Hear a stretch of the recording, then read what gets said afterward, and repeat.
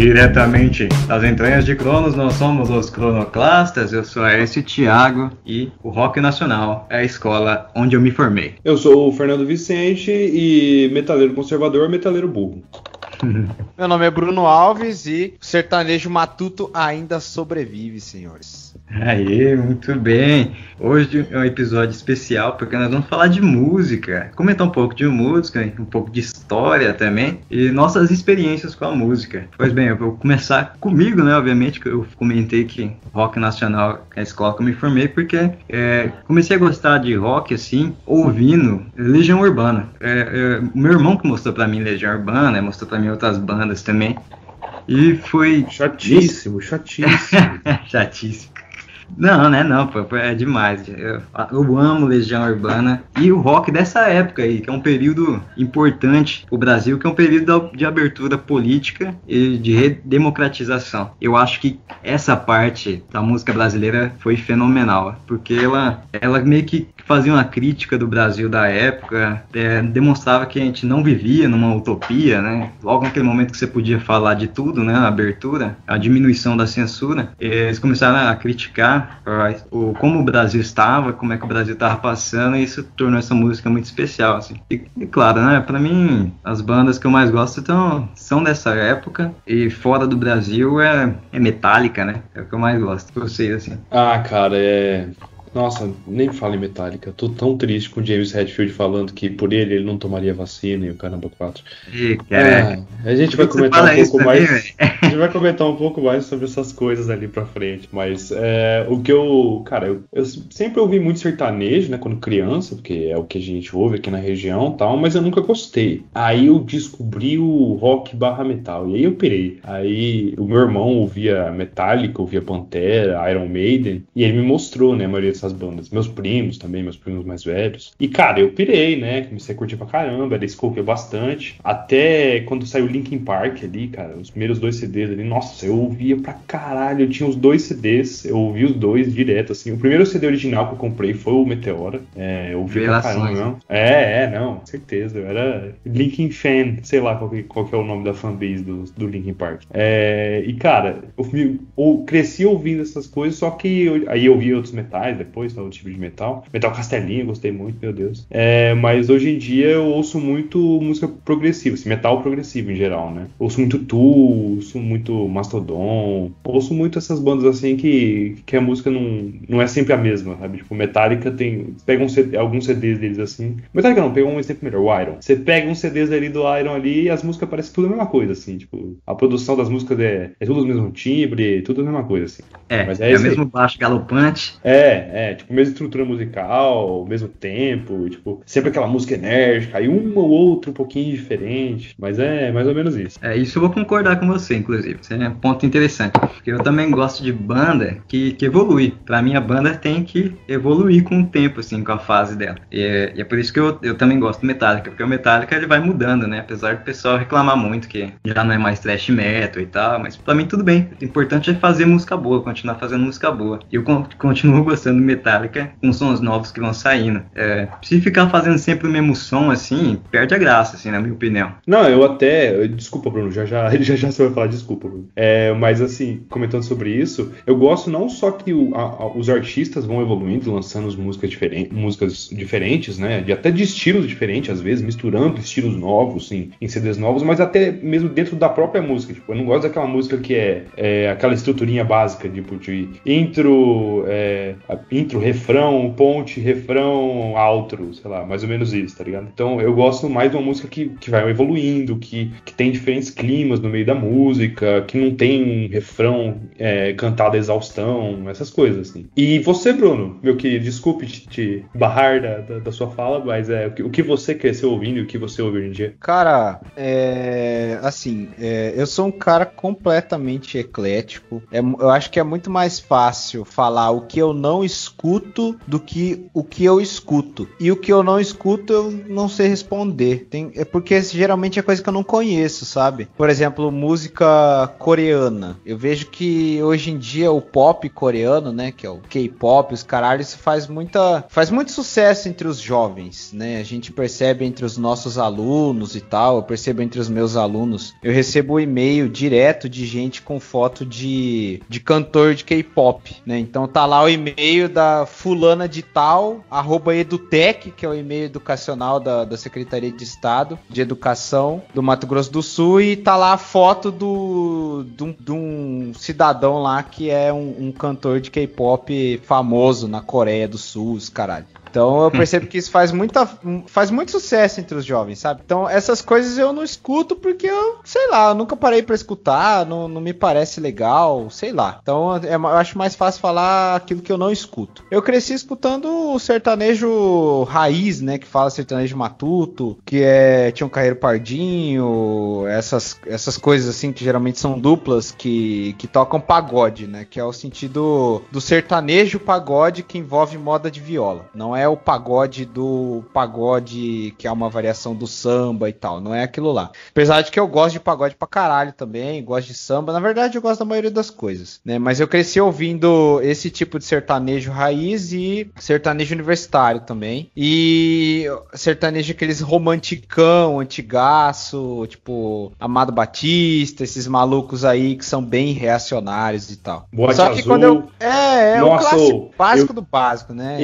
Esses dias eu fiquei revoltado. Eu tava vendo alguma coisa, um vídeo, um podcast, alguma coisa que alguém comentou sobre Boate Azul e, tipo, o resto dos membros ali, nenhum sabia o que era Boate Azul. Eu falei, como? Isso é impossível. E não, isso é um sacrilégio. Então, é o básico pra formação do cidadão brasileiro, né? Eu conheço. Então, com certeza, né? Quando eu cheguei na adolescência, cheguei no ensino médio ali, eu conheci muita coisa, mas coisas que mais me marcaram, assim, foi rock no geral, né? Vários estilos, assim, dos mais conhecidos até aquelas bandas mais bizarras, assim, que 10, 12 pessoas conhecem. Eu tava escutando aquela coisa bizarríssima. E rap, com certeza, acho que A Família, Facção Central, Racionais, e outros caras aí que eu nem lembro o nome agora, Criolo, os caralho, eu escutei muito isso aí. Então, assim, as músicas do Racionais, por exemplo, eu sei a maioria delas de cabeça. Tem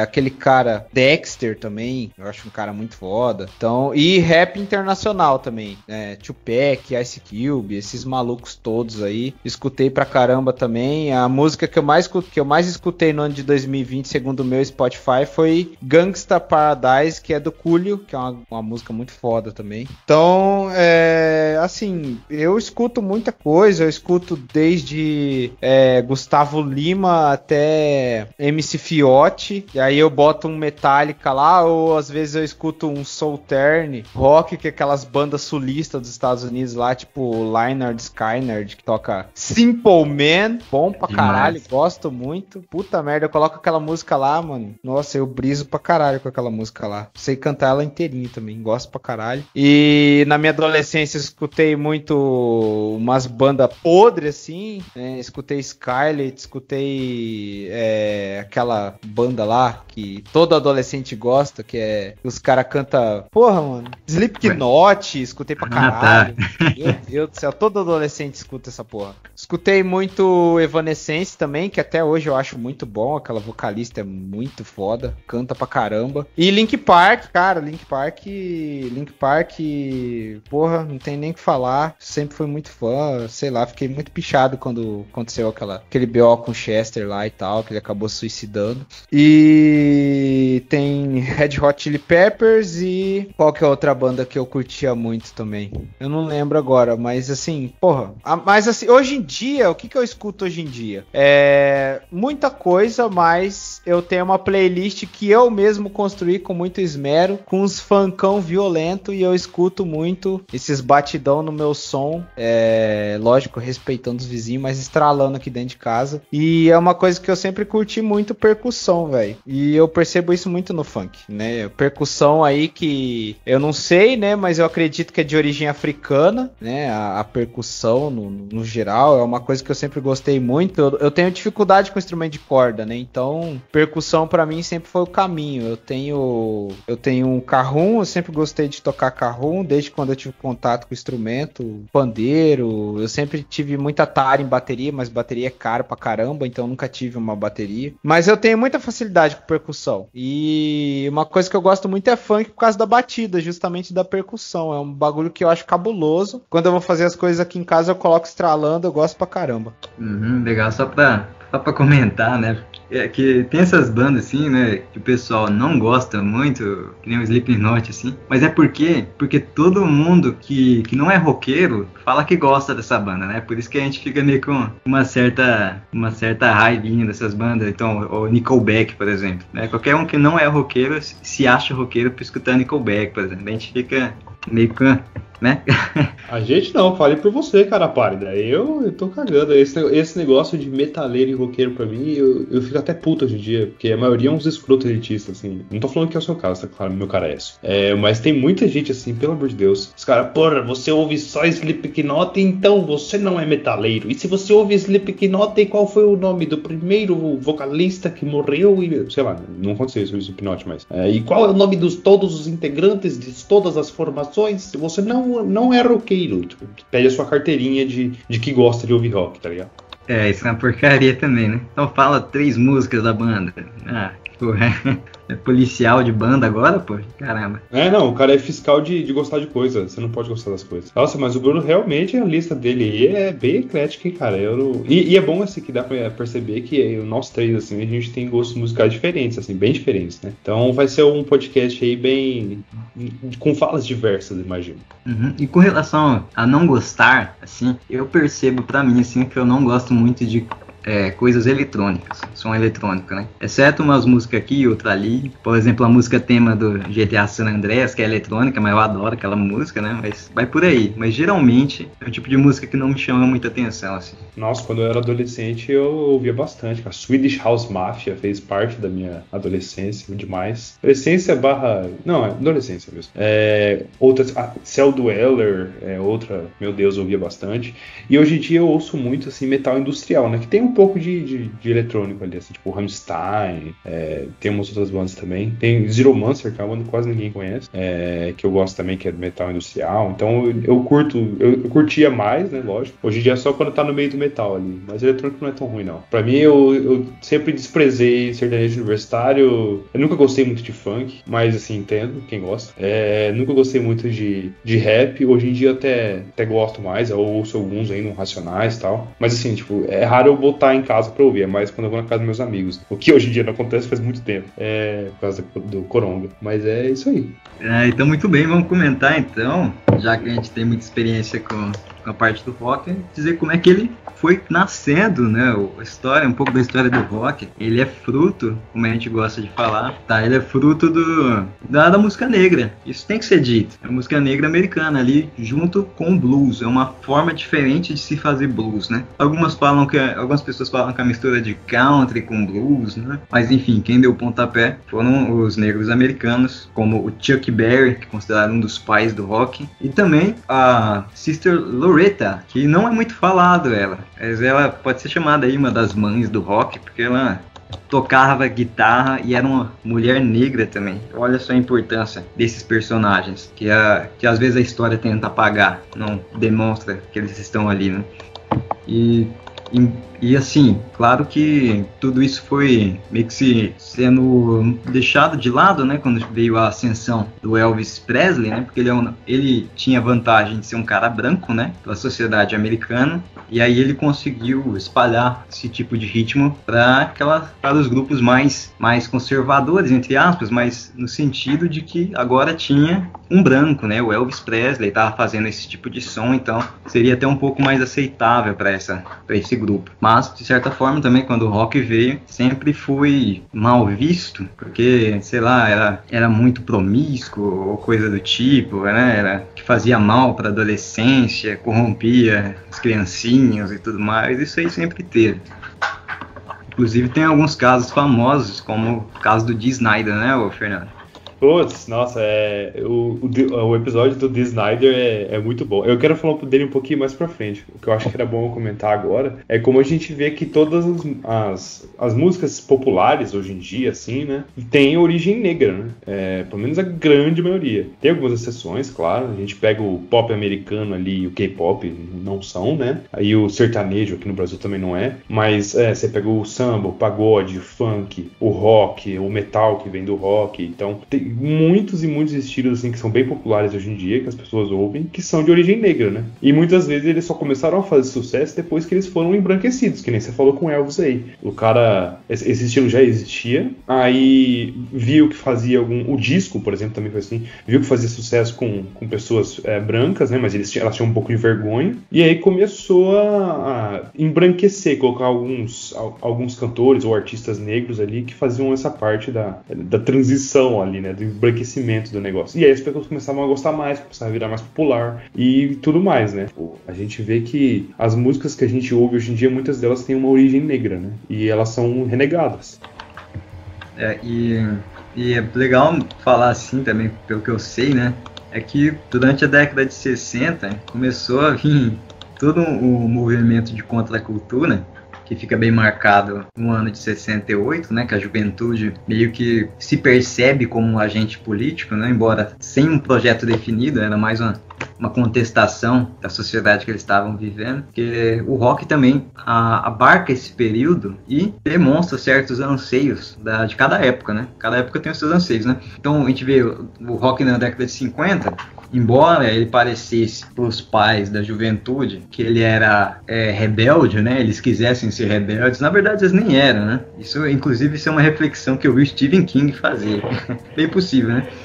Que eu acho que ele até tem uma certa razão. Porque o pessoal da década de 50, esses adolescentes, né, que tem aquela personificação no ator James Dean, do adolescente rebelde, que morre jovem, inclusive. James Dean morre jovem, ou seja, ele é o adolescente perfeito, que ele nunca envelheceu. Eles não queriam assim, de fato, mudar o mundo ou mudar a sociedade. A mesma coisa que eles queriam era a vida dos pais depois, né? Ter uma casa ali no subúrbio, ter uma família, ter um carro depois. Embora eles quisessem se identificar de maneira diferente do que os pais foram para eles, né? Lembrando que a juventude, essa ideia de juventude, só vem depois da Segunda Guerra Mundial, tá, gente? Não é que as pessoas não passaram pela juventude, mas que essa ideia de que você tá numa fase que você não é nem criança, mas também não é nem adulto, e que você agora você tem tempo, sabe? Porque antes da Segunda Guerra, você já era adolescente, você já ia trabalhar. Você não tinha tempo para curtir essa fase da sua vida com certa liberdade. E depois, com um certo crescimento econômico que veio depois da Segunda Guerra Mundial, principalmente nos Estados Unidos, obviamente, e o adolescente não precisava trabalhar, porque ele ganhava mesada dos pais, a economia estava boa, eles começam a criar esse sentimento de juventude, essa ideia de que nós somos jovens, temos opiniões diferentes dos nossos pais, não gostamos dessa realidade que a gente vive, etc, etc e tal. Então a juventude, pra gente, do jeito que a gente conhece, é uma coisa muito recente, tá, gente? E é interessante você falar isso pros jovens que você vê aí, que falam, mas a juventude na minha época é muito difícil. Eu já ouvi gente falando assim. Eu falo, juventude não existia, né? Até um pouco tempo atrás. E só comentando também que nessa época aí, depois de 68, você via muito aquelas frases, né? Nunca confie em ninguém com mais de 30 anos. Só pra você ver como é que a ideia da juventude pegou mesmo, depois de 60. Como adolescente é chato, né, velho? Isso fala, inclusive, naquele filme. O primeiro filme do Planeta dos Macacos, o cara fala isso até, porque é de 69 o Planeta dos Macacos, um ano depois de 68, né, dos movimentos de 68. Ele fala isso pro cara lá, nunca confie em ninguém com mais de 30 anos, fique com espírito rebelde, algo assim, adolescente, algo assim. Enfim, e na década de 60 é diferente, essa juventude ligada ao rock, agora vai começar a pensar mesmo numa sociedade diferente.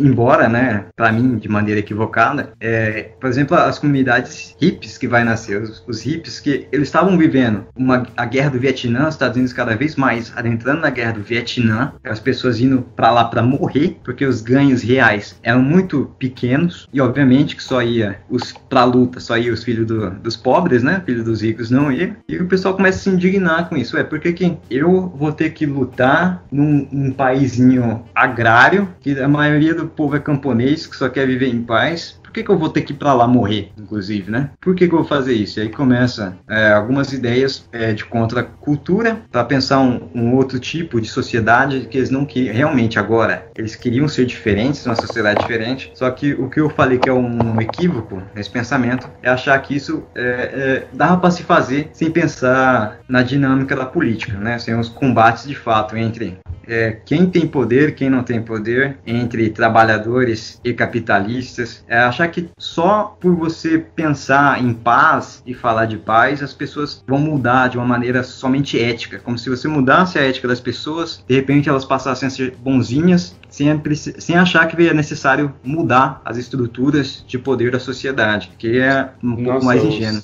Os progressistas sempre foram iguais, né, cara? Sempre foram ingênuos, pelo amor de Deus. Mas enfim, acontece, né? E a gente vê um pouco disso nesse movimento hippie, apesar de eu ser fã. Eu sou fã do movimento hippie, eu gosto das músicas, adoro a Janis Joplin.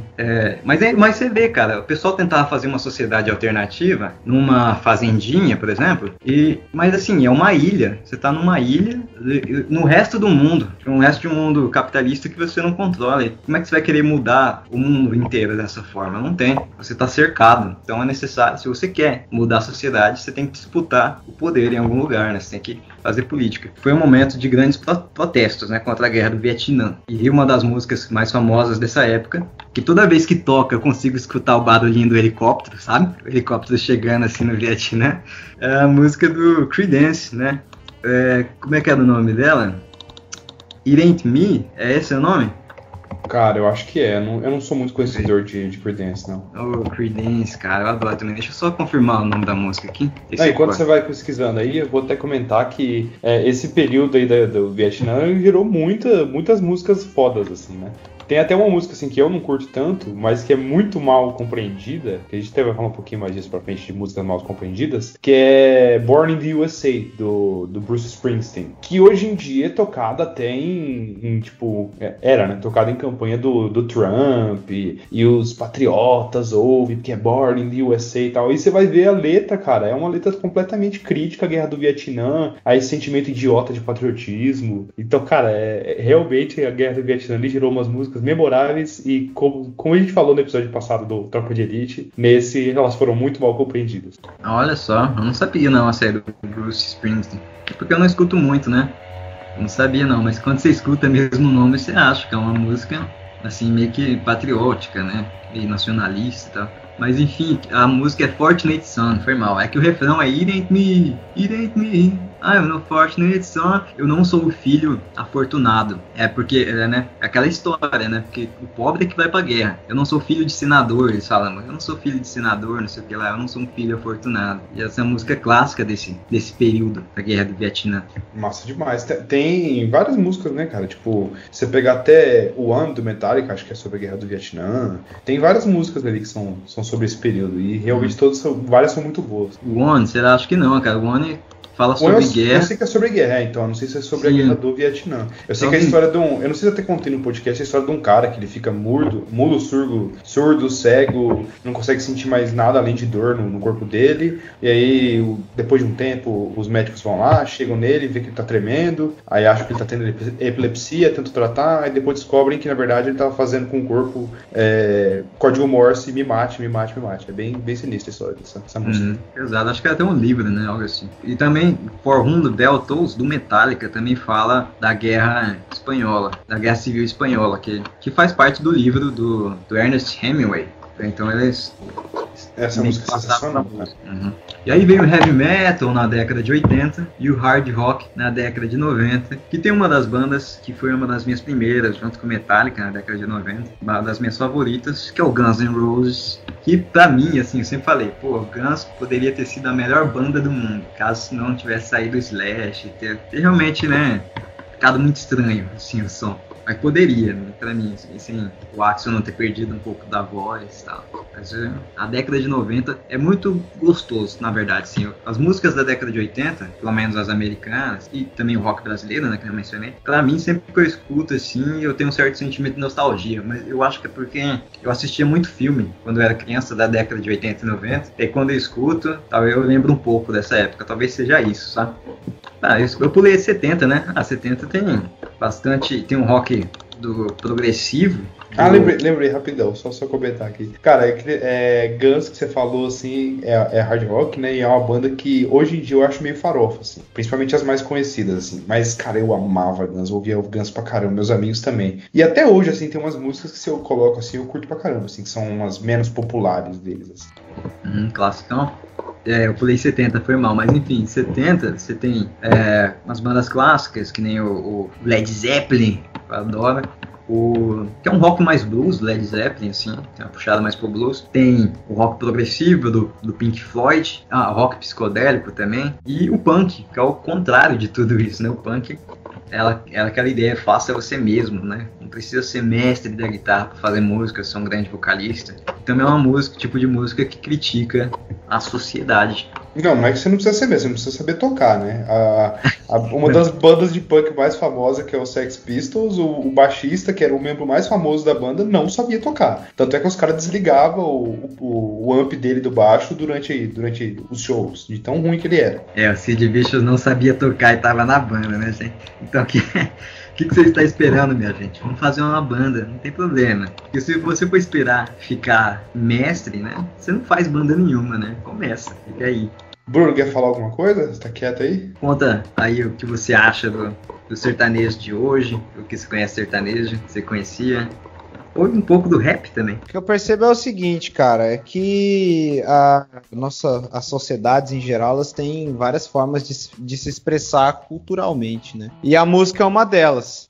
Ao mesmo tempo que a sociedade, ela produz essa forma de cultura, né, audiovisual, né, no nosso caso é só música, né, não é necessariamente outras formas de expressão audiovisual, só áudio no caso. Essa forma de expressão, ela também molda a nossa sociedade, porque o que a gente percebe no caso do sertanejo, como você tinha falado, sertanejo, a música do sertanejo, o sertanejo é um tipo específico de pessoa. O cidadão sertanejo era aquele cidadão, né, que vivia na área rural, que tinha um modo de vida específico, um modo de interação social específico, que é típico da sociedade brasileira desde a colônia, mas ganhou mais força na época do coronelismo e tal, né, que eram os cidadãos que eram os apadrinhados dos coronéis, né. Então, depois disso, a gente percebe que aqui, por exemplo, no sul de Mato Grosso e tal, quando a gente teve a transformação do processo da economia do país com a Cande e tal, né, que era a colônia agrícola nacional de Dourados e outras colônias agrícolas Brasil afora. E a gente percebe que, tirando esse processo específico da Cande, outros processos de migração de pessoas dentro do nosso território, né, o Brasil é um país de dimensões continentais, o que a gente vê é o seguinte: o Brasil sempre foi um país, desde sua constituição, um país de extrema desigualdade regional. O que a gente percebe é que regiões do norte, nordeste, do centro-oeste do Brasil estiveram em desvantagem econômica em relação às outras regiões. Pessoas da minha família, né, meus avós, eles vieram do nordeste, foram para o sudeste e depois vieram para o centro-oeste, ou seja, saíram de Pernambuco, da Bahia, foram para São Paulo e depois vieram para cá, para o Mato Grosso, para tentar ganhar a vida, conseguir comprar terras mais baratas, né? Porque as terras nessas regiões do Nordeste e do Sudeste do país já eram muito caras, então eles buscavam terras mais baratas em regiões mais despovoadas para conseguir ganhar a vida. Então Então, esse estilo de vida do sertanejo, né, que era uma família patriarcal, né, que girava em torno do pai da figura masculina da família, né, que executava atividade laboral, ela era, apesar dessa atividade ser bastante machista, né, no caso de focar no homem, mas ela era muito complexa, né, as pessoas, desde as crianças e tal, elas tinham diversas funções nesse tipo de família. Eu lembro muito disso quando eu ia pra chácara do meu avô e tal. Então, assim, esse estilo de vida do sertanejo, né, que era o homem da área rural, né, que era o homem da roça, que plantava o que comia, que tinha uma grande família, ou seja, tinha 7, 8, 10, 12 filhos lá com a mesma mulher, ou às vezes com várias mulheres, que tinha uma grande família que envolvia não só a mulher, mas as enteadas, os parentes próximos da mulher, ou seja, quando casava, juntava duas grandes famílias, então gerava uma família ainda maior, e essa família ela estava em constante interação, então os primos, todos eram primos de todo mundo, eu percebo isso até hoje. Minha mãe fala de pessoas que eu nunca nem vi na vida, que mora em São Paulo, que mora no Sul, que mora em vários lugares do país e que ela considera primo. E às vezes é primo do primo do primo do primo, de um parente tal, lá da puta que pariu, mas é primo, entendeu? Então essa grande família, ela molda esse tipo de homem sertanejo da roça. E esse homem sertanejo da roça, ele produz uma forma de expressão cultural que é específica. E aí, na época, né, era mais fácil para o homem da roça produzir música do que produzir filme, do que produzir qualquer outro tipo de coisa. Então, a música sertaneja, ou seja, a música desse tipo específico de homem sertanejo, foi a música que eu escutei quando eu era criança. E é uma música que hoje a gente considera um estilo de música bastante reacionário, bastante conservador, até porque foi transformada pela nossa própria sociedade. As músicas do sertanejo mais, que a gente chama, né, grosseiramente falando de sertanejo raiz, é o sertanejo que a gente conhece as primeiras formas de expressão da música sertaneja, que era a moda de viola, que chamava de pagode, né, que a gente tem aí o primeiro, ou um dos maiores expoentes da música sertaneja do Brasil foi o Tião Carreiro, e ele foi um dos maiores tocadores de viola desse país. Então você percebe pelas letras da música a forma como essas pessoas viviam, né? Tem uma música do Tião Carreiro e Pardinho que chama Empreitada Perigosa, que é o seguinte, é o Tião Carreiro conversando com seus companheiros de labuta, né, seus companheiros ali de serviço, e ele fala que ele conheceu uma menina, né, a família da menina é bastante reservada, não quer que a menina se case com um sujeito de origem social pobre, né, a família quer que ele se case, que a menina se case com um cidadão de origem social melhor, né? Ou seja, um filho de fazendeiro e tal, um sujeito que tem a ver com política, que mexe com essas coisas mais relacionadas à terra e tal. E ele, como é um sujeito de origem pobre, né? Matuto, do campo, ele quer se casar com essa menina e ele percebe que a menina também quer se casar com ele. Então, a empreitada perigosa dele constitui o seguinte, ele vai sair numa madrugada num cavalo armado e vai chegar à casa da família dessa menina, né? E se ele tiver que enfrentar a família dessa menina, ele vai enfrentar a família dessa menina na bala e vai roubar essa menina da sua família, né? Isso era algo muito comum antigamente, de você roubar a filha da família, né? Do seio dessa família e levar ela para outra região para constituir família com ela, casar com ela e tal. Isso era muito comum na época, né? Então ele registra isso nessa música. Então a empreitada perigosa é isso. Ele vai sair armado até os dentes para tentar sequestrar a filha dessa família, né? E se ele conseguir, os companheiros de serviço dele vão ter notícia dele em breve. Caso ele não consiga, não é para ir alguém atrás dele, porque provavelmente ele vai estar morto. Então você percebe que nas letras dessas músicas não são construções abstratas de algo que esteja longe da realidade das pessoas que escreveram essas letras, entendeu? Então fazia fazia parte de uma forma de interação social bastante de época, e que não é tão de época assim, porque a minha família, meu pai e minha mãe viveram esse tipo de coisa. Então uma geração atrás da minha já viveu isso. Então não é algo muito distante da nossa realidade, considerando que a gente vive numa região que é centro-sul, ou seja, interior de um estado que é o interior do Brasil, que é o Mato Grosso do Sul, e que muita gente nem sabe que existe, né? Muita gente acha que a gente ainda é Mato Grosso. Então é esse tipo de música que eu tive,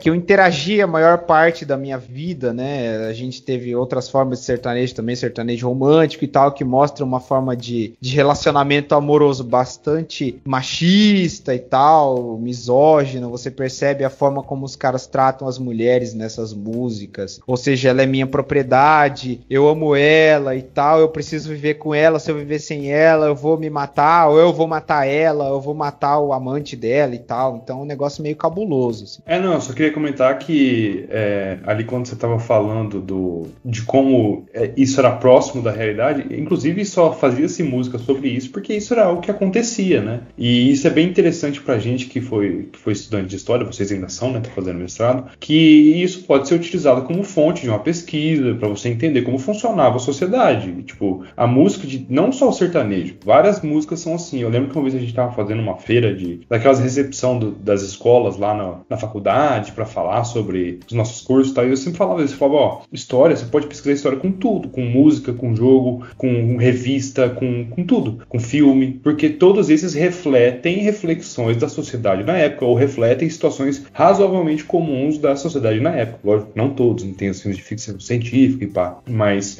em geral, até mesmo esses filmes de ficção científica vão discutir uma mentalidade da época de que aquele filme foi feito, né? Então, eu acho bem interessante isso, como o sertanejo ele pode ser muito bem utilizado como uma fonte de pesquisa para a história.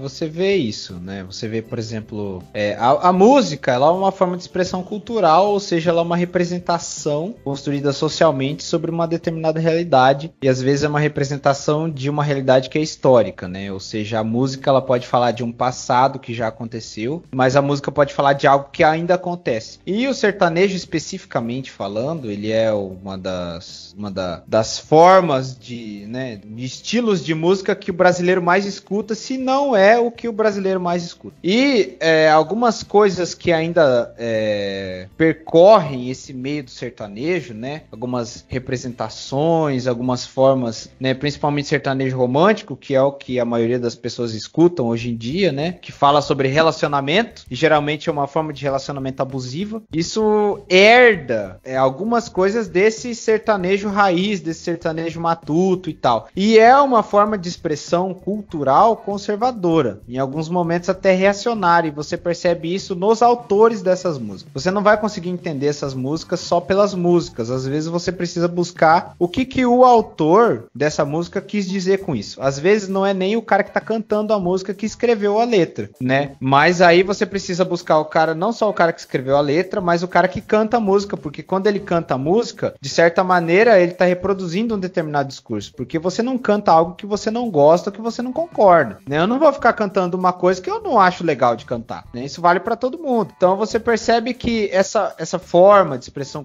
cultural, né, que é o sertanejo, também molda a forma como a geração atual, os jovens e tal, né, eles entendem o mundo, a realidade, e especificamente como eles se relacionam com as pessoas, né? Muita gente naturaliza certas formas de relacionamento abusivo né, e reforçam essas naturalizações nessas músicas, né? Então, fui corno no relacionamento, terminei o relacionamento de corno, lá vou ficar escutando sertanejo pra caramba, e eu acho que isso é normal, porque terminei aquele relacionamento abusivo, aí eu ligo uma música lá, a música canta a mesma coisa que eu vivi, então eu me sinto representado, e eu acho que aquilo lá é normal, é natural. Então não é bem assim, né? Pelo menos eu acho que não é, né? Eu acredito que não é assim que funcionam as coisas no mundo, mas a gente percebe isso hoje. Então esse sertanejo, né, eu até li uma reportagem sobre isso uma vez, mas eu não lembro muito bem sobre, mas falava sobre isso, justamente como que esse cenário que a gente vive hoje no nosso país, de extremo reacionarismo, né, de um conservadorismo grosseiramente brasileiro, né, como que isso é reforçado pelas produções culturais, né? Especificamente, no nosso caso, a música sertaneja, né? Como que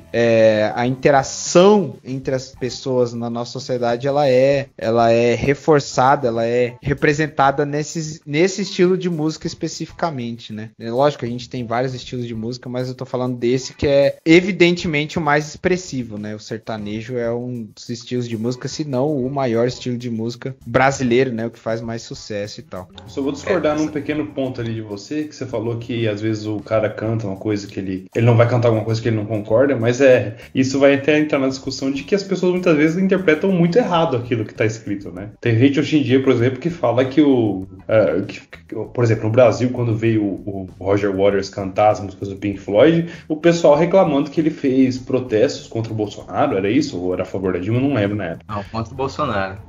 Contra o Bolsonaro. E aí a galera, nossa, esse cara é de esquerda, sendo que a música dele é de direita, é só você ouvir. Não, cara, você é burro se você acha que a música dele é de direita. É uma música que fala sobre revolta contra o sistema, é uma música que fala sobre não se conformar com o seu status de vida, a música fala tem várias músicas sobre ideologias de esquerda ali. E os caras falam, não, o Roger Waters não sabe do que ele tá falando, do que ele escreveu. O The Wall, né, ele fala sobre a ascensão do nazismo, né? Aquele símbolo lá dos martelos, que o cara se torna um líder nazista, né, na história da música até. E conta a história o Animals é sobre a Revolução dos Bichos, né? Que é um livro que fala sobre a ditadura comunista, né? A Revolução dos Bichos, mas é um anti-establishment, ele é um sistema ditatorial e tal. Que a gente sabe que o comunismo que aconteceu ali na União Soviética, ele é bem discutível, até mesmo para as pessoas de esquerda, né? Então não é bem assim. Inclusive tem que ser criticado, né? Não é ficar passando pano, né, pro regime soviético. Tem vários problemas, a burocracia estatal, a ascensão do Estado, né? Porque eu não vejo genocídios. Isso. Eu não sei como é que o comunista vai defender o Estado soviético, que pelo menos aqueles que surgiu depois do Estado, que havia uma burocracia estatal que controlava a economia, assim, e os trabalhadores, ao invés de os próprios trabalhadores, que deveria ser a proposta do comunismo, né, fazer os trabalhadores serem donos da sua própria produção, né? Então é complicado, vai por aí, né? Quando eu falei lá do cara que ele não canta algo que geralmente ele não canta algo que ele não concorda, eu tô falando do cara que produz a música, né? Quando a gente lança, né? Quando as pessoas, né? Eu não, né? Porque eu não canto nada. Mas quando essas pessoas que produzem essas formas de expressão cultural, elas lançam isso pro público, geralmente a interpretação é variada, né? E isso cai naquilo que o Fernando falou, que geralmente a interpretação é equivocada mesmo, né? Então a gente tem grupos reacionários aí ouvindo música de cantores progressistas, de bandas progressistas que criticavam justamente aquilo que os reaças hoje defendem. Eles vão lá e cantam a música e se sentem representados naquilo, né? Isso lógico, é outra esfera. Eu não, quando eu falei disso, eu não tava falando especificamente disso, né? Eu tava falando do sujeito que produz a música, não do sujeito que escuta e canta, porque geralmente a interpretação é equivocada mesmo, né? O cara vai lá e canta, o reaça, né? O reaça é fã de tal coisa. O cara é reaça, full reaça, e vai lá e fica escutando, né? Que nem o Fernando falou, Roger Waters e tal, e se sente representado nas músicas do cara, sendo que o cara não critica os reaça e tal, né? Tô dando um exemplo do qual eu desconheço, né? Não sou expert nas músicas do Roger Waters e tal, mas tô dando um exemplo só pra tentar explicar aquilo que eu tô tentando idealizar aqui na minha cabeça. Não sei se faz sentido. Não, eu entendo. É que, por exemplo, eu pego o caso, tipo, eu lembro que quando regravaram Na Sua Estante, da Pitty, e a Pitty é, tipo, uma artista de esquerda, tá? Ela provavelmente escreveu aquela música sobre, tipo, a experiência dela, tal, e os caras foram lá depois, eu não lembro não lembro a dupla sertaneja que fez a música, que não eram caras progressistas, né? Então, tipo, eu acho que a gente só tem que tomar eu entendi muito bem o que você quer dizer, que em geral é assim, mas a gente tem que lembrar também desses casos de exceção. Assim. Então, como eu vejo, assim, né? A pessoa, ela vive já, ela sempre nasce dentro de um contexto histórico, em algum tipo de tradição que foi deixada para ela, e do lugar que ela vive, da época que ela vive, claro, da família em que ela está, e ela vai sempre escolhendo para ela, através da interpretação, selecionando aquilo que vai alimentar, primeiro, a identidade dela, que é a história que ela conta para si mesma, que é a sua identidade, e também a história na qual ela se insere, ou seja, a comunidade que ela se insere, no local em que ela está. Então ela se apropria muitas vezes. Às vezes ela gosta de alguma coisa, só que ela meio que apropria de uma forma que às vezes é diferente daquela que o autor fez. Porque aquilo lá tem mais sentido para ela, tanto para a identidade dela, ou para a comunidade, ou para a tradição que ela se sente parte. Então ela se apropria daquilo, reinventa aquilo. Ela recria um sentido para aquilo que ela está ouvindo. E as músicas que a gente gosta tem muito a ver com isso, tem muito a ver com a nossa própria história. Então a gente só percebe que a gente gosta de uma música quando ela diz muito sobre a nossa vida ou sobre as coisas que aconteceram com a gente. É por isso que o sertanejo faz sucesso com pessoas que vivem no campo, por exemplo, porque fala da vida no campo, né? E então, para mim, no meu caso, o rock, eu gostei do rock porque eu achei que ele, pelo menos os que eu escutava, eu achava que ele estava sempre contestando a sociedade que a gente vive, que criticava a sociedade. Isso me fez buscar mais sobre esse tipo de som, entendeu? Então eu fui colocando tudo isso na minha própria história, da qual eu me considero parte. Eu vou ressignificando isso. Não, isso é até um pouco estranho, assim, que eu lembro até que quando eu era adolescente, né, eu era depressivo e tal, via bullying, tinha aqueles problemas todos de adolescente, né, e aí eu ouvia muito Linkin Park, eu entendia muito pouco das letras, mas mesmo assim, tipo, eu sabia que aquilo tava falando sobre algo que eu, como é que eu posso dizer, que eu vivia ali, entendeu, que até tanto é que o cara era depressivo que ele se suicidou, né, então, mais ou menos isso, eu acho que a gente se identifica com a música e acaba, mesmo que ela não fale exatamente daquilo que a gente pense, a gente acaba ressignificando ela, né? É bem por aí mesmo. É essa forma que eu entendo tudo com relação à cultura, com relação tanto a jogos, com relação à música, com relação a filmes. Tem muito a ver com a história que você faz parte, né? E aquilo que você percebe que você não consegue conciliar com você ou com a sua história, ou você vai rejeitar, ou você vai rever, inclusive, as suas próprias posições, né? Que são esses momentos aí de crise, né? Que você entra em crise, que você percebe.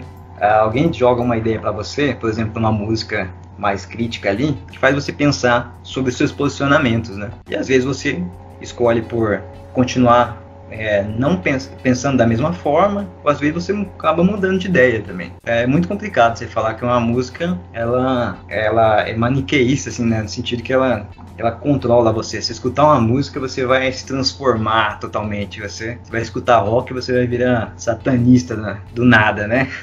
Vai virar a pior pessoa do mundo do nada, assim. Você vai começar a matar gente, ou coisa do tipo, né? Agora acho que é uma boa hora de falar dos de Snyder, então, com essa deixa aí. Esse mesmo, eu levantei pra isso já. Boa. Bom levantador. É o Serginho, não, o Serginho era líbero. Droga. É algum levantador aí da seleção brasileira de vôlei que sempre foram bons. Então, é bem legal esse caso que a gente fala da recriminação do metal, né, do rock, não só desses estilos, né, a gente já teve recriminação do funk no Brasil, a gente já viveu isso, a gente já teve recriminação do rap, de vários estilos de música, mas o que eu vou falar específico agora é do rock e do metal ali, né, que nos meados dos anos 90 ali, acho que em 96 mais ou menos, o FDA, que é a censura americana ali, como é que eu posso dizer, o órgão de censura americano, eles começaram a entrar com ações contra artistas de rock e contra jogos por falarem que eles eram muito violentos, né? A gente até teve um pouco dessa discussão no episódio sobre os jogos ali, que a gente fala daquele jogo horrível lá, que por causa daquele jogo pegaram todos os jogos e falaram assim, tudo merda. Então, tipo, a mesma coisa aconteceu com o rock e tal. Existiam bandas escrotas, satanistas e que falavam de matar amiguinhos? Sim, mas era uma minoria da minoria. E aí pegaram e falaram assim, quem que a gente vai chamar pra se defender aqui nesse processo? Vamos chamar aquele cara do Twisted Sister. Se você não conhece Twisted Sister, procure do Twisted Sister ou Dee Snider, D-E-E espaço Snyder, com S. Cara, vocês vão ver como que o cara é. O cara tipo, ele se vestia meio tipo de mulher, assim. Não de mulher, mas coisas que pra época eram consideradas femininas. Eles usavam cabelo longo, cheio de cores e do caramba 4. E, tipo, cantavam umas músicas bem... Tipo, era música bem adolescente, assim, tipo, I wanna rock, eu quero, tipo, me rebelar contra os meus pais e essas coisas. E chamaram esse cara lá, tipo, que não era nada demais, assim, as músicas que ele fazia. E aí ele vai lá defender, ele vai com aquela vestimenta dele, toda espalhafatosa e tal. E os caras, porra, vai ser um alvo fácil, né, cara? Ninguém nem se preparou direito. Falou assim, esse cara deve ser um idiota. Chegou lá, o cara era pique, irmão. O cara deitou em todo mundo no discurso dele. O cara ficou meia hora lá falando. Falando não, não só ele falando, mas tipo, respondendo as perguntas. Cara, deitou em cima de todo mundo. Tem até um episódio do Al Gore, que eu acho que muitos conhecem aqui. Quem não conheceu Al Gore, ele ganhou do Bush na eleição, mas aí entraram com uma ação. Teve um negócio assim, tipo, teve um problema de votação e ele acabou ficando sem ser eleito. Ou ele perdeu não, acho que ele perdeu nas últimas urnas ali, tipo, uma coisa que era impossível de acontecer, acabou acontecendo. Ou algo assim, pesquisem mais. Mas o Al Gore, ele tem até um famoso documentário dele lá sobre o aquecimento global, que foi provado que um monte de coisa que ele falou era mentira. É complicado. Então, esse Al Gore, ele começou a interrogar o Dee Snider. Ele fez uma pergunta assim, porque essa música Under the Blade, que é uma música que fala sobre você tá amarrado e uma lâmina vem e te esfaqueia e tal. Aí ele fala assim, isso aqui é uma menção, a minha esposa comentou comigo que é uma menção a BDSM, a sadomasoquismo tal, e bondage, e isso aqui é um absurdo e não sei o que. Aí o Dee Snider explica, não, isso aí na verdade é sobre quando um dos nossos membros da banda foi tirar as amígdalas, que ele tava preso numa cadeira, amarrado, e uma lâmina veio e cortou alguma coisa da boca dele. E tipo, nossa. É muito Twisted Sister, cara. Sério, esse tipo de música assim é muito Twisted Sister. Falar de qualquer besteira assim, né, cara? De maneira engraçada também. Colocar aquele contexto ali do metal de a lâmina, aquela coisa de medieval e tudo, tá ligado? E, cara, o Dee Snider, vocês têm que ver, só procurar. Dee Snider versus Congress. Ou Congress, né? Ou Congresso. Tem em português alguns legendados também. Cara, ele deita nos caras. Assim, os caras vão lá assim achando que ele vai ser mó presa fácil, porque ele é um cantor de rock todo espalhafatoso. E ele deita nos caras. Fala confiante, fala, tipo, um monte de coisa da Constituição, um monte de coisa, tipo, de legislação mesmo, que é foda. Eu acho que ele é formado em ciências sociais, eu não vou lembrar. Ele é formado em alguma coisa assim, sabe? Então ele não é pouca bosta. O cara era estudado, o cara era inteligente. Foi lá e deitou em cima de todo mundo, que menosprezou ele. Não só ele também, tem outros casos, como o pessoal do Judas Priest também foi chamado pra porque parece que um adolescente se suicidou e ele gostava da banda, né? E aí processaram a banda porque teria sido indicação da banda, a pessoa se matar e tal. E aí é muito complicado. O Marilyn Manson passou por isso, mas o Marilyn Manson é um bosta, então foda-se. Então, exatamente, é muito complicado, né, se falar isso, cara. Mas assim, depende muito da pessoa também. Às vezes a pessoa tem predisposição pra depressão, né? E aí tem seus gatilhos e tal, mas não é só a culpa da música, né? Tem muito mais coisas envolvendo certas ações, as ações das pessoas. E agora, quer falar alguma coisa, Bruno? Mais? Massa demais essas coisas aí. A maioria dessas coisas de música eu nem sabia, então eu tô mais aprendendo mesmo no rolê aí. Acho foda, velho. Esse cara aí, eu nem sabia, mano, desse cara, esse rolê aí que o cara deu um show, os caras, foda demais. Uhum. Bom, eu vou falar então um pouco do rock nacional da década de 80. Assim, eu e algumas pessoas, né, consideramos assim que a música que embalou a abertura política, assim, o final da ditadura militar no Brasil, ali para 80, até 88, né, Constituição, a nova Constituição Cidadã, foi o rock que nasceu ali, porque estava num período em que já não tinha mais a censura, mas também não havia todo tipo de liberdade ainda, né, então, cara, era aquele tempo esquisito. Começam a nascer as maiores bandas daquele período, as mais famosas que a gente conhece do rock nacional. Tem primeiro o Aborto Elétrico, primeira banda do Renato Russo, que depois vai formar o Legião Urbana, isso em Brasília, né? E aí do Legião Urbana vai ter um racha que vai... Não, do Aborto Elétrico vai ter um racha que vai gerar outra banda, que é o Capital Inicial. No Rio de Janeiro a gente tem o Barão Vermelho, que o Barão Vermelho, o Cazuza vai se desprender do Barão Vermelho, vai ser uma carreira solo. Temos a Blitz, que é uma das primeiras bandas a fazer grande sucesso, assim, com pop rock. A Blitz, na década de 80, claro, isso falando, né? Tem mais bandas daquela época que estouraram. Tem o punk também que estourou, mas enfim, vamos falar o seguinte. Esse período embora seja conhecido como a década perdida por causa da economia, né, cara? Foi um fiasco a economia total, foi desesperador para muita gente, que levou muita gente a sair do Brasil e para os Estados Unidos, inclusive, buscando uma vida melhor. Também teve uma coisa legal, que foi justamente a mobilização das pessoas, uma coisa que a gente passou um tempo, pelo menos a nossa infância aqui, a gente passou vendo poucas vezes na televisão, pelo menos até 2013, aí junho de 2013, que tem os grandes protestos. A gente começou a ver esses protestos de rua, voltou a aparecer, claro que a gente pode discutir os benefícios, os malefícios desses movimentos, mas enfim, acontece que as pessoas estão voltando aí para as ruas, depois de 2013, depois da década de 80. Assim, a década de 80 foi esse período em que as pessoas se mobilizaram mesmo, mobilizaram pela abertura política. E isso é importante se dizer, que é importantíssimo dizer também que a Constituinte, de lá para 87, 88, ela teve uma certa participação popular que não teve antes até. Olha só, passou as emendas populares, cara. O que era isso?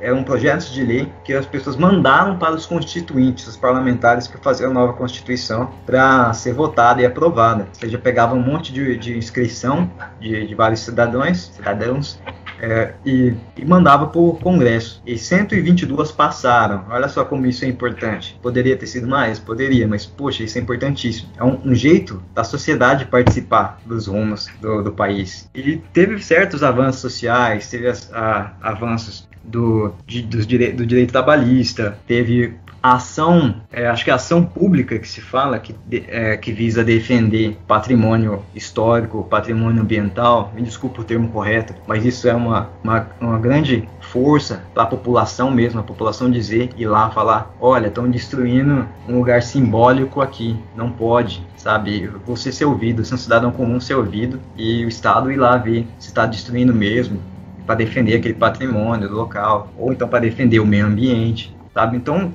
tiveram certos ganhos nessa Constituinte que são importantes ser lembrados. E o rock expressa um pouco isso. Tem um texto, esse momento de mobilização. Se é de mobilização ou de politização, não saber. Não sei. Eu diria que até de politização também, tá? Ou seja, ter a consciência do lugar que você ocupa e dos interesses que você deseja afirmar. Talvez sim, acredito que tinha mais politização naquela época. Pela minha experiência, eu acho que teve mais do que teve na minha época quando eu era adolescente, né? Mas tem um texto aqui do Mário Luiz Grangeia, ele começa de uma maneira muito legal, ele dá um exemplo chamado Pátria Amada, Não Idolatrada, o Brasil no rock dos anos 80 para 90. Ele começa muito bem, porque ele fala já do Rock in Rio, em 85, que no dia 15 de março o Rock in Rio é aberto. Vem aí agora o primeiro show da democracia brasileira. Olha só que fantástico, né? E o Cazuza também sobe no palco para cantar Pro Dia Nascer Feliz. Ele sobe com a bandeira do Brasil, né, com aquela esperança de uma nova república chegando. Canta Pro Dia Nascer Feliz, esperando que o próximo dia que seria o alvorecer, o arraiar da nova república. Porque no mesmo dia, 15 de março, tinha sido a eleição indireta do Tancredo Neves. E aí era o primeiro civil a ser presidente do Brasil depois aí de 21 anos. Então tinha uma certa esperança naquele Rock in Rio, naquele momento, dessas bandas que foram se apresentar. Embora, né, nós sabemos, Tancredo Neves acabou falecendo e acabou entrando no governo Sarney, né? E toda essa esperança acaba meio que diluindo com o passar dos anos do governo Sarney. Foi um governo fracassado e durante muito tempo o governo mais impopular da nova república. E é legal que essas bandas, primeiro eu começava falando do punk. O punk do Brasil ali, primeiro Festival Punk de São Paulo, de 82, foi o começo do fim do mundo, no Sesc Pompeia. E ali você percebe um pouco da dinâmica que era o rock naquele período. É diferente dos seus antepassados, que falavam de um país, sonhavam com um país melhor, né? O pessoal que estava na ditadura. E Chico Buarque cantava Apesar de Você, amanhã há de ser outro dia. Aquela esperança no futuro. Esse novo rock que vem aparecendo agora já não tem mais esse tipo de esperança, né? Ele vem mais para tirar as ilusões, naquele momento, de tirar as ilusões com relação ao Brasil, de denunciar que o Brasil vai mal, e reclamar, pedir, reivindicar que se melhore. E aí temos os Ratos do Porão, Garotos Podres, todos eles fazendo duras críticas à situação naquele momento, que nem a música Plano Furado, do João Gordo, que ele critica justamente o plano econômico ali do governo Sarney depois, que é o plano furado e etc. Não, eu só queria comentar rapidinho que é bom que a gente pode, um pouquinho antes disso que você está falando, dessas músicas mais, como eu posso dizer, tirando da utopia, ali na época da ditadura militar, e mostrando de novo como música é sempre muito envolvida com política, como tinha aquelas músicas como Cálice e tal, que os caras tentavam burlar toda a censura. Tem até um caso, eu não lembro quem que falou, que eles escreviam músicas, por exemplo, colocavam trechos bem mais explícitos, assim, tipo, na cara, assim, para os caras tirarem aqueles trechos e darem uma relaxada com o resto da música. E diz que Cálice parece que foi uma das que passou por isso. Então, tipo, ele fala cálice como se fosse um cálice de vinho, mas na verdade era cálice de se calar, né? De que as pessoas tinham que se calar e ele queria se afastar desse emudecimento que o Estado proporcionava ali para eles, né? Então é bem legal ver isso, como que a música e a política sempre estão um pouco interligadas. Principalmente no rock, né? Essas músicas mais rebeldes, assim, digamos assim, mais contra o establishment. E outra coisinha que eu queria falar bem rapidinho é que você falou ali da Constituinte a Constituinte, eu acho que é de 87, a Constituição é de 88. E, cara, essa Constituição, ela, apesar de ela ter muitos avanços, ela tem muita coisa que é pra inglês ver, sabe? Tipo, esse negócio mesmo de terem recebido as opiniões populares, até alguma participação popular, como você disse, é um passo muito importante vindo de uma ditadura, mas eles, na verdade, aquilo era só, tipo, se quiser, pode pôr, porque não é obrigado, né? A gente que vai decidir aqui o que vai ser feito e o que não vai. E a gente tem que lembrar que quem faz essas constituições são os políticos que depois vão ser julgados por elas. Então eles sempre deixam algumas brechas ali. Algumas coisas meio tipo que tem dois sentidos, em que você pode salvar em um deles, ou alguma brecha legal. Então sempre tem essas coisas, assim, é complicado. E desculpa te interromper, continue aí, por favor, amigo. Não, é assim mesmo, cara. E voltando aqui, só pra comentar, o Legião Urbana também, né, com aquela música Que País é Esse? Poxa, que já fazia muitas críticas, né, cara, que o Brasil vai ficar rico, nós vamos faturar 1 milhão quando a gente vender todas as almas dos nossos índios no leilão. Olha só que crítica pra nossa sociedade, né? E é engraçado, porque eu também conheço gente que é reacionária, que gosta de Legião Urbana, sabe? Aí eu fico pensando, como é que o cara escuta uma letra dessa, né, que critica essa ideia de se apropriar, de roubar a terra dos indígenas, né? E o cara gostar do Legião Urbana mesmo assim, né? Isso é muito bizarro, assim. E também Veraneio Vascaína, que fala justamente da truculência policial, né? É uma música mais voltada para truculência policial, que muito vem da própria ditadura mesmo. Né, olha, Veraneio Vascaína vem dobrando a esquina, se ele vem com fogo em cima, né, que é a sirene, é melhor você sair da frente, tanto faz, ninguém se importa se você é inocente. Com uma arma na mão eu boto fogo no país, não vai ter problema, eu sei, porque eu estou do lado da lei. Olha só que letra fantástica, cara. Eu não sei explicar, mas fala muito espírito de crítica dessa sociedade que estava chegando à abertura política.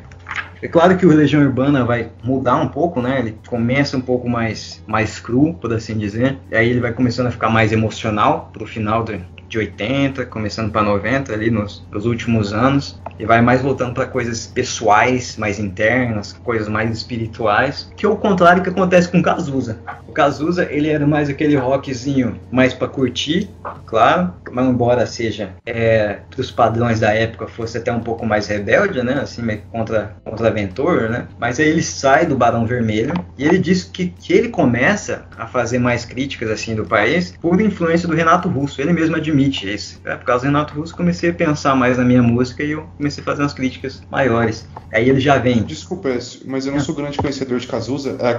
O tempo não para, é de antes ou depois dessa ideia aí? No final. Ah, tá, porque essa é bem mais crítica, né? Essa é bem legal. Não, essa é demais, o tempo não para, né? E ele faz todas aquelas acusações que a gente escuta hoje, inclusive, né? Te chamam de ladrão, de bicha, maconheiro. transformam o país inteiro no puteiro, porque assim se ganha mais dinheiro, né? Todas as acusações que quando você fala alguma coisa para falar mal do país, fazer uma crítica, o pessoal joga para você, né? Você é maconheiro, você é bicho, não sei o quê. Que era, o Cazuza era, né? Exatamente. Ele tá falando, eu não posso falar? Já que eu não posso falar, eu sendo... Não, é como se isso fosse um xingamento, né, cara? Como se o caso do cara fumar maconha e ser gay, isso fosse um xingamento. E não, né, cara?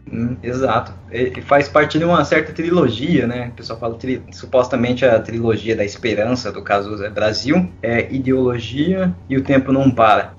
A música Brasil também é uma música crítica também. Brasil, mostra a tua cara, quero ver quem paga, pra gente ficar assim... Ou então não me convidaram para essa festa pobre que os homens armaram para me convencer a pagar sem ver toda essa droga que já vem malhada antes de eu nascer. Ou seja, uma tradição. Ele nasceu dentro de uma tradição de um país corrupto, né? E aí ele vai falando toda essa crítica. E ideologia, né? Que ele fala, os meus heróis morreram de overdose e os meus inimigos estão no poder. Ideologia, eu quero ter uma para viver. Então, só para você ver que época que foi, né, de denúncia, né, de questionamento sobre os rumos do país. Inclusive o Cazuza, ele foi até criticado, porque só para você ver a diferença do posicionamento dele. Por um lado, quando vem a nova república, né, a eleição indireta do Tancredo Neves, ele chega no palco com a bandeira do Brasil, enrolado na bandeira do Brasil. Aí uns anos depois, já com o governo Sarney, com o fracasso do governo Sarney, ele vai ser criticado porque ele vai cuspir na bandeira do Brasil. E ele vai ser muito criticado por isso. Mas aí ele fala justamente que o Brasil, né, a gente vai amar e respeitar o Brasil quando o que tiver escrito na bandeira for realidade, né? Por enquanto nós estamos esperando. Ele fala até aqui, vou até citar aqui uma carta que ele deixou, que foi lida só depois que ele morreu, né? Será que as pessoas não têm consciência de que o Vietnã é logo ali, na Amazônia? Que as crianças índias são bombardeadas e assassinadas com os mesmos olhos puxados? Que a África do Sul é aqui nesse apartheid disfarçado em democracia, onde mais de 50 milhões de pessoas vivem à margem da ordem do progresso, analfabetos e famintos? Eu sei muito bem o que é a bandeira do Brasil. Enrolei nela no Rock in Rio junto com uma multidão que acreditava que esse país podia realmente mudar. A bandeira de um país é o símbolo da nacionalidade para um povo. Vamos amá-la e respeitá-la no dia em que o que está escrito nela for uma realidade. Por enquanto, estamos esperando. É o que ele escreveu. Palavras duras. Inclusive, essa ideia do Vietnã, cara, é até verdade, assim, no sentido da ditadura, né? A ditadura realmente lançou bomba, assim, né, para tirar os indígenas das terras dele. E tem casos aí brutais também de matar os indígenas. Então, o período da ditadura no Brasil foi um Vietnã para os indígenas aqui no Brasil, né? Ele, de certa forma, tá certo quando ele faz essa denúncia aqui. Não é isso, até entra um pouco naquilo que eu falei lá no começo de que metaleiro conservador é burro, porque, cara, o metal é uma música, o rock também, né, claro, por isso que eu tô falando disso, eles são músicas contestadoras, né, desse conservadorismo, desse status quo, dessa ideia, até o metal tem até muito essa ideia de contestação ao cristianismo em algumas vertentes, né? Então, cara, é muito estranho você ver alguém que ouve isso e mesmo assim é conservador. É lógico que tem casos até de artistas conservadores, né? Muitos. Inclusive, a gente falou do James Hetfield lá no começo, teve o cara do Iced Earth que foi preso no Capitólio, lá nos Estados Unidos, na invasão ao Capitólio, então tem muito maluco também, né? O cara do Pantera, que é um fascista, filho da puta. Então tem muitos sacanagem, né? Sacanagem, né? O cara do Pantera fica com aquela bandeira dos confederados, né? Não é. Até o Lynyrd Skynyrd tinha um pouco esse problema também. Tem muita banda que a gente, até a gente gosta e tem esses problemas, sabe? Mas hoje em dia eu não consigo mais ouvir muito. Até Metallica, cara. Depois que o James falou aquilo lá, eu perdi o tesão completamente. Tipo, eu ouço muito raramente, assim. Ah, cara, é isso. Eu não gosto muito de saber das pessoas que eu escuto, sabe? Justamente por causa disso, de ter medo de contar umas declarações ridículas assim. Que aí senão eu vou ter que parar de escutar mesmo. Mas eu sou. Por isso que eu nunca vou fazer. Com isso. Por isso que eu nunca vou fazer uma tatuagem de banda, assim, eu falo. Não vou fazer nenhuma tatuagem de banda, a não ser que todo mundo já tenha morrido já faz um tempo da banda, por exemplo. Já não tem mais como ser os podres, sabe? Mas eu fico perguntando assim, como é que o Bruno fica com isso, né? Porque o Bruno gosta de sertanejo é bem assim, né? É o seguinte, cara, negócio aí de você saber as coisas e tal. Eu escuto de tudo um pouco. E a maioria das coisas que eu escuto, assim, se você for parar pra pensar, né, sobre as pessoas que cantam as coisas, né, são gente meio lixo mesmo. Você falou da banda lá que canta Lynyrd Skynyrd, que canta Simple Man e tal, que é um rock sulista dos Estados Unidos. Aqui no Brasil a gente tem expressões do sertanejo, do funk e tal, que são pessoas assim, algumas pessoas, né, são horríveis e tal. Eu entendo uma coisa assim, né, no geral, uma coisa que eu levo pra mim, assim, uma coisa é o cara que produz a obra, outra coisa é a obra. Só que ao mesmo tempo as coisas se misturam, sabe? Porque o cara produz alguma coisa e aquilo diz algo sobre ele, ou sobre os ideais dele e tal. Só que num segundo momento, a obra ela transcende o autor. A gente percebe isso quando a gente escreve algo, né? Ou quando as pessoas escrevem alguma coisa que é lida, né? Porque quando a gente escreve alguma coisa na universidade, ninguém lê essa porcaria. Mas em autores mais consagrados, né? Que as pessoas leem esses autores, você percebe que a obra, ela transcende o próprio autor, né? E às vezes as pessoas escrevem coisas, um tempo depois elas voltam atrás, falam, porra, talvez eu tenha falado merda lá atrás. Mas a obra ainda sobrevive, entendeu? Então, às vezes o cara era progressista nos anos 90, ele faz uma música massa lá, e aí em 2012 ele vira um reaça do caralho. Lobão. Produziu. Oi? É o Lobão que você tá... O Lobão era bem de esquerda lá. Mano. Então 90, assim... 80, e aí agora tá... só malucaço. Que ninguém escuta Lobão, né? Pelo menos eu nunca conheci alguém que escuta essa merda. Mas beleza, talvez alguém escute. Respeito muito quem escuta aí, quem gosta, sei lá, eu não gosto. E aí, o que acontece? Às vezes, aí o cara lá nos anos 90, ele era progressista, fez uma música top, todo mundo curte, aí em 2012 ele, sei lá, 2020 ele vira um reaça, que não quer tomar vacina e vota no Trump e acha que a eleição dos Estados Unidos foi fraudada. Quer dizer, eu vou anular a obra do cara porque ele virou um doente retardado? Eu acho que não, né? Eu penso que a obra, ela transcende o autor em determinados contextos, né? Eu percebo isso na música, no cinema, em expressões de arte variadas, né? Os quadrinhos que eu estudo e em obras escritas, né? Eu percebo, por exemplo, eu não sou leitor de Harry Potter, né? Mas eu conheço as polêmicas da autora do Harry Potter, né? Que ela tenta a todo momento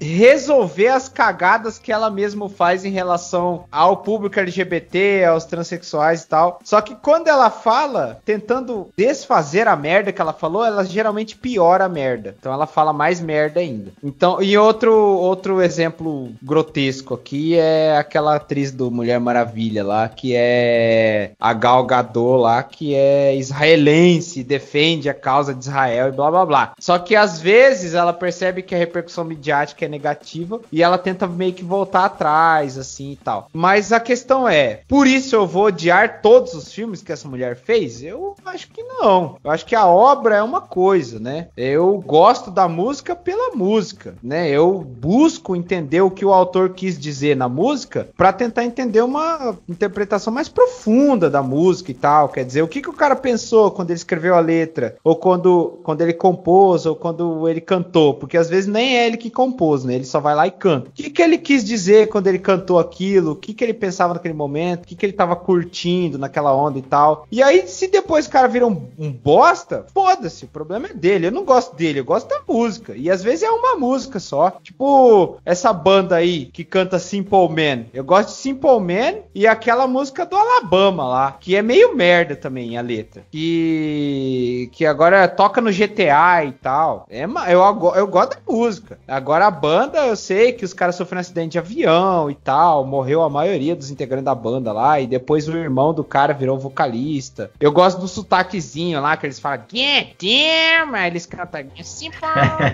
Man. Eu gosto pra caramba. Mas assim, eu sei que os caras é sulista, os caras cantam com a bandeira lá dos confederados no microfone lá. É um bagulho mó zoado, assim, mó coisa de retardado mesmo. Então, mas assim, eu não tô nem aí. Eu acho que esses caras aí, eu quero que eles se fodam. Aí os caras do sertanejo, por exemplo, os caras que cantam, por exemplo, Gustavo Lima, né, que faz sucesso pra caramba no Brasil aí. Você escuta uma música ou outra do Gustavo Lima, quando você tá bêbado de cerveja, beleza. Agora, você sabe que o Gustavo Lima é um bosta, bolsonarista, fala merda pra caramba e tem um péssimo gosto por arquitetura na casa dele. Ele fez uma casa lá que, pelo amor de Deus, aquela merda lá. Não, isso aí é uma coisa. Isso é uma coisa incomum dos cantores de sertanejo. É que aquele negócio, é o cara que ele era pobre, fica rico, aí ele não sabe o bom gosto. Ele é brega pra caralho. Então assim, eu vou me importar com isso? Às vezes, né? Mas eu escuto quando eu tô bêbado. Eu tô bêbado lá, triste lá, eu escuto pra raspar o chifre mesmo. Só que eu percebo que aquilo que ele canta na música é uma forma de relacionamento abusivo, é uma forma de relacionamento que ninguém gostaria de ter, mas a gente escuta e fica triste. Quer dizer, e aí a gente sabe quem é o cantor. Eu acho que para as pessoas no geral existe uma diferença entre você escutar uma coisa sabendo do que se trata, os autores daquela obra, e outra coisa você escutar por escutar e interpretar da maneira que você achar melhor, né? Que é o que o Fernando tinha falado, que os caras interpretam de maneiras equivocadas certas músicas que às vezes são contrárias à ideologia dessas pessoas. Às vezes as músicas, elas criticam determinadas ideologias reacionárias e os reaça vai lá e escuta e acha que é maravilhoso. Não, isso é uma coisa que eu acho bizarro. E você tá super certo nisso aí. Tipo, a maioria da galera não tá nem aí mesmo. Nem sabe de política, nada, nem quer saber. A maioria das pessoas é assim, né, cara? É que eu tô falando assim mais da gente mesmo, porque a questão é realmente a galera não tá nem aí mesmo, não.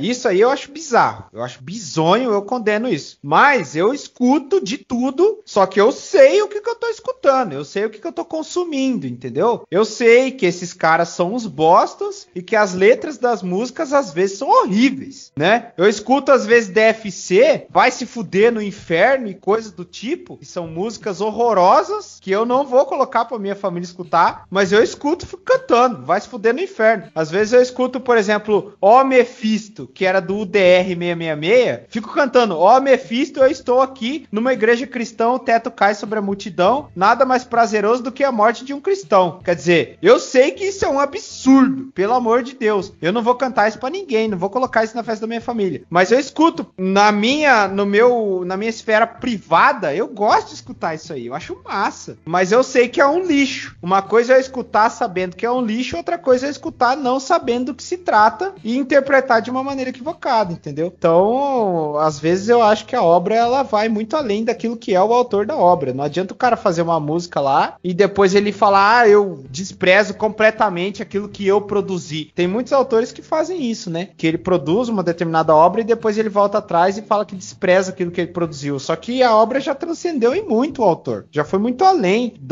daquilo que o autor pode controlar. Então já faz parte de uma esfera de interação social que é muito maior, da indústria cultural e tal. Então é isso que eu entendo, né? Então eu não fico muito pensando nisso, não.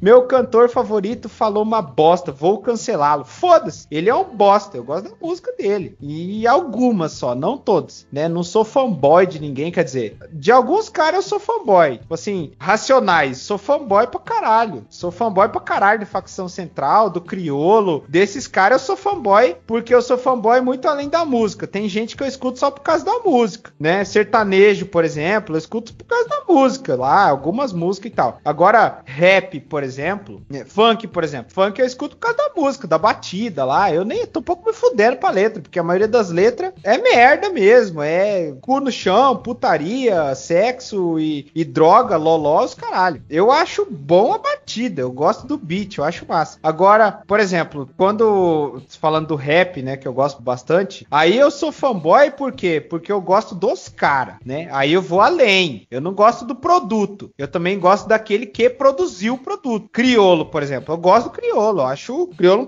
um cara foda. Se eu encontrasse ele, falava, caralho, mano, vamos, pelo amor de Deus, tira uma foto comigo, você é foda, entendeu? Então, se um dia ele fazer uma merda, eu vou ficar meio pichado. Mas é porque eu gosto do cara, não gosto só da música do cara. A maioria do que eu escuto, eu gosto só da música. Eu tô um pouco me fudendo pra vida pessoal dos caras, pra concepção política, do que eles acham. Eu tenho plena certeza de que a maioria desses caras são uns bosta, dos caras que eu escuto. Eu tenho plena certeza disso, então eu nem me abalo. Alguns eu me importo, que nem os caras do rap aí, Facção Central, Criolo, Racionais, A Família e outros caras aí que eu nem lembro mais o nome. E esses caras eu me importo porque eu percebo a origem social desses caras. Eu sei de onde o Criolo tá falando, de onde o Mano Brown tá falando. Eu sei de onde o cara do Facção Central tá falando. Ele escreveu livro e tal, eu quero comprar o livro do cara, né? Então eu sei, eu conheço os caras, aí vai além. Mas na maioria do que eu escuto é só a música mesmo. Eu tô um pouco me fudendo pra vida pessoal dos caras, porque eu sei que a maioria é um bosta mesmo. Isso aí, né? Bem falado. Eu não podia deixar de falar também,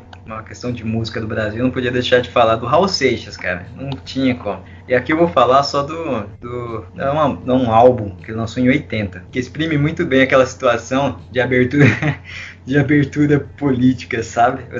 A ditadura tá acabando, mas não acabou ainda. E aí você quer mudar as coisas mais rápido, mas tem que retroceder, porque vai que o bicho pega de novo, né? Tem um álbum chamado Abra-te Sésamo, cara. Eu vou até ler um pouquinho dela aqui. Lá vou eu de novo, um tanto assustado com Alibaba e os 40 ladrões. Já não querem nada com a pátria amada, e cada dia mais enchendo os meus botões. Lá vou eu de novo, brasileiro nato. Se eu não morro, eu mato. Essa desnutrição, minha teimosia braba de guerreiro é que me faz o primeiro dessa procissão. Fecha a porta, abre a porta. Fecha a porta, abre a porta. Abre-te, Sésamo. Essa ideia de fecha a porta, quer dizer, retrocede, né, a ditadura. Abre a porta, não, acaba com a ditadura. Vai ou não vai, meu Deus do céu, que situação é essa? O legal do Raul Seixas é que ele era muito cômico, né, ele é muito satírico nas músicas dele. E outra música também legal desse mesmo álbum, é Aluga-se, bem famosa, né?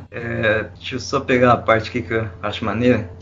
Quando você vai pegando aí, só comentar, até para você ouvir, Aécio, tem um podcast chamado Mundo Freak Confidencial, eu acho bem legal, sobre conspirações e tal, e eles falam sobre casos insólitos e magia, essas coisas, e eles falam sobre ligação do Raul com os telemitas, com o místico, com o insólito ali, é bem legal, se quem quiser ouvir depois. O Raul Seixas, ele era assumidamente satânico mesmo, né? Igreja de Satã, algo assim, ele era. Pelo que eu vi, isso foi muito mais uma jogada de marketing, assim, tipo... será?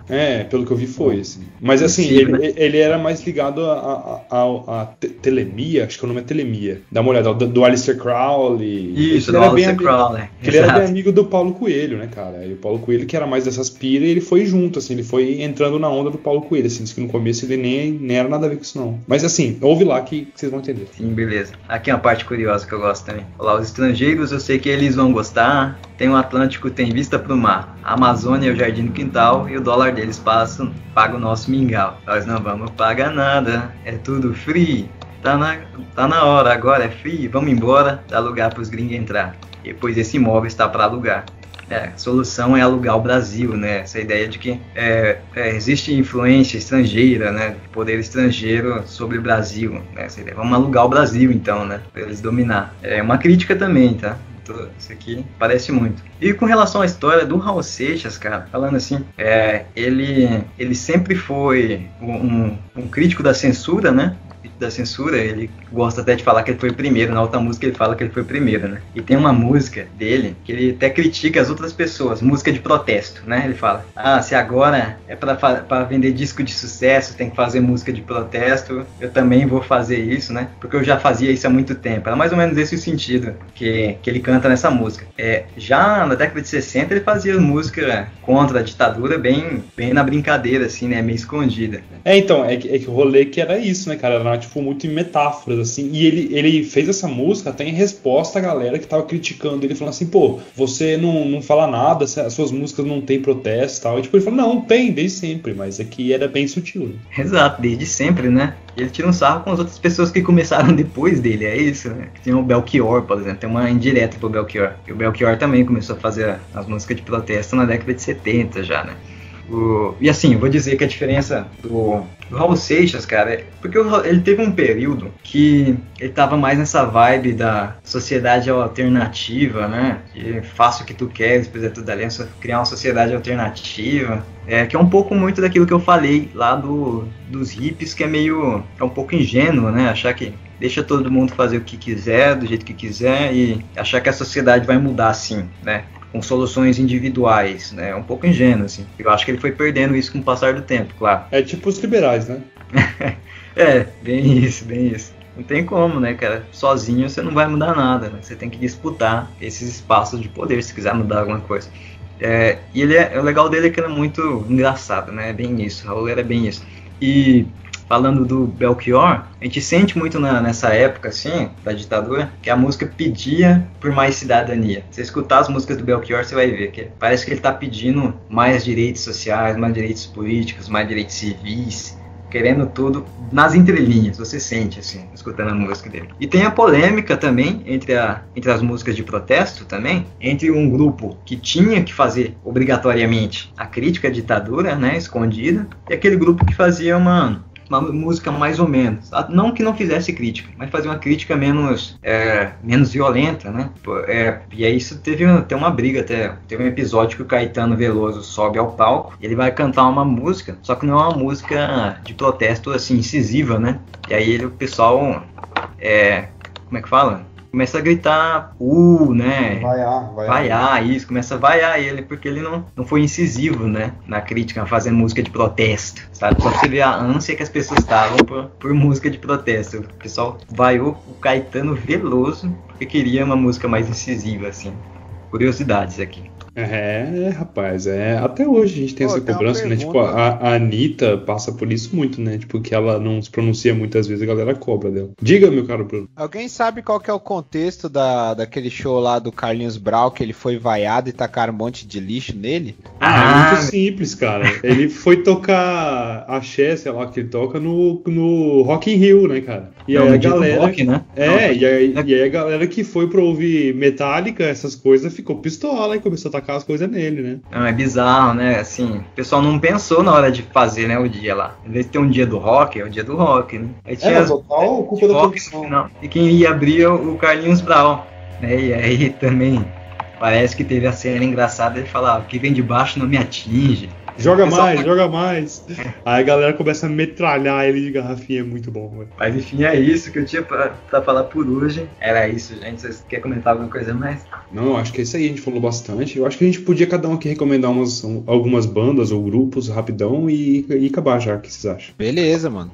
Então eu vou recomendar que vocês ouçam Rammstein, que é uma banda alemã de metal industrial. É bem legal porque a voz do cara é bem grave, assim, não é aqueles gritados e tal, é bem de boa de ouvir. E eles são assumidamente de esquerda, tanto é que tem entrevistas do pessoal perguntando pra eles, o que vocês acham dos nazistas que ouvem vocês, né, tal, e idolatram vocês. Eles falam assim, eu acho que eles são burros, porque a gente era punk, se a gente pegava metrô pra ir em outro lugar brigar com nazista, pra bater em nazista, então acho que eles são burros. E tem até uma música deles que chama Esquerda 234, né? Que ele fala assim, as pessoas acham que o meu coração bate à direita, mas na verdade ele bate à esquerda 234, esquerda 234. É bem legal, assim, Rammstein é foda.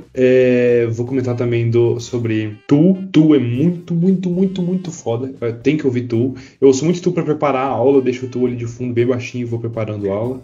Os caras botam sequência de Fibonacci no tempo da música deles, na estrutura da música deles. Os caras falam sobre temas sociais muito fodas, sobre temas espirituais, eu acho bem legal. E uma banda mais desconhecida que eu vou indicar, que é bem desconhecida, que hoje em dia eu nem ouço tanto, mas eu ouvi mais, chama Zeromancer, que é uma banda, eu nem sei de onde eles são. Eu sei que eu conheço essa banda porque um amigo meu na adolescência, o irmão dele jogava Quake com um cara dessa banda. E aí eu conheci essa banda por causa desse meu amigo. E assim, tipo, pouquíssimas pessoas conhecem mesmo. E é bem legal. Eu gosto. Até hoje eu ouço um pouco assim, tem umas músicas bem legais. E vocês, amigos? Cara, vou recomendar rapidão aqui uma banda aí que não tem nada a ver com o que eu falei, mas eu curto pra caramba. Chama Van Canto. É só vocal. É um cara na bateria, o resto também, é um vocal top pra caramba. Mano, os caras fazem uns vocal de umas músicas muito cabulosas, fica bom demais. Recomendo escutar aí. Cara, eu vou fazer uma propaganda meio underground, que não vai agradar muito todo tipo de público, mas é uma banda feminina de thrash metal chamada Nervosa. Eu gosto assim da banda, recomendo vocês escutar se vocês gostarem mais do thrash metal, né? Só que é o seguinte, teve um rompimento, né? A vocalista saiu da banda e fez outra banda também, que é a Cripta. Também tá legal, então você pode escutar essas duas bandas diferentes e ver qual que você prefere ou não. Mas é só nesse tema aí, então eu já vou recomendar mais duas aqui. Uma chama The Agonist, que é uma vocal feminina, ela canta um cultural bem foda. E essa cantora, inclusive, foi pro Arch Enemy, depois que o Arch Enemy tirou a cantora que tava e botou ela. E também comentar sobre, eu quero que vocês escutem depois, procura aí, chama Ginger, com J. Os dois são J. Ginger. Essa é boa demais, é da Ucrânia essa banda. Chama Ginger, Pieces a música, ouçam. E tem uma surpresa, eu não quero falar mais nada. Sim. Só pra comentar, cara, você vê a baterista da Cripta, cara, é engraçado demais. Ela toca um blast beat. Se você colocar blast beat, B-L-A-S-T, eu acho que é assim, beat, né? B-E-A-T. Você vai ver como é que se toca, cara. Ou então você pesquisa a baterista da Cripta agora, a antiga batera da Nervosa. Cara, é muito bom, cara, porque ela tem uma face muito calma, sabe? Ela parece que tá super calma, super zen e tocando lá. É muito engraçado, é muito bom. Uma tranquilidade, ela fazendo uma das coisas mais loucas na bateria, assim. Espancando a bateria e sorrindo. Nem sorrindo, ela tá assim, sabe? De boa, assim, sem expressão até, é muito bom. Então é isso, galera, ficamos por aqui, muito obrigado pela sua audiência, mandem para todos os seus amigos de rock, ou que não gosta de rock, ou que gosta de sertanejo, ou que não gosta de sertanejo também. Espalhe a palavra, como disse Fernando, espalhe nosso evangelho dos cronoclastas aí. Muito obrigado pela atenção, valeu. Alô!